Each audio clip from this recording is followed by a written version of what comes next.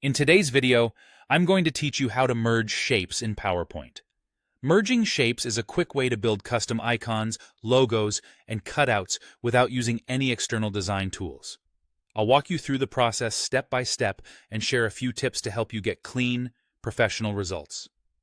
Start by opening your PowerPoint presentation and navigate to the slide where you want the combined shape to appear. It helps to zoom in a bit so you can place things precisely.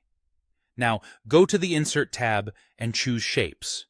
Click the shapes you need, then click and drag on the slide to draw them.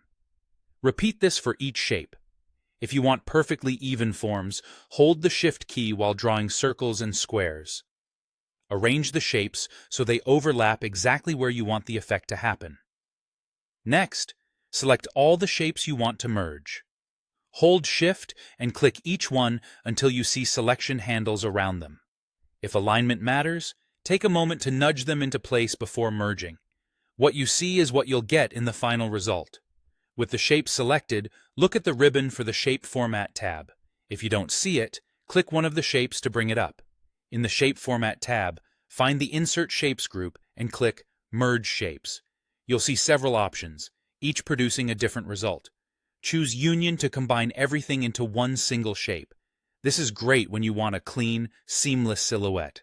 Choose Combine to merge the shapes but remove overlapping areas, leaving cutouts where they intersect. This is useful for creating holes or punched-out designs. Choose Fragment to break everything into smaller pieces wherever shapes overlap. It's perfect if you want to recolor different sections or reuse parts. Choose Intersect to keep only the overlapping areas and discard everything else, ideal for isolating shared regions. Finally, choose Subtract to remove the top shape from the bottom shape. Order matters here, so make sure the shape you want to cut away is on top before you merge. After merging, you can still format the result like any shape.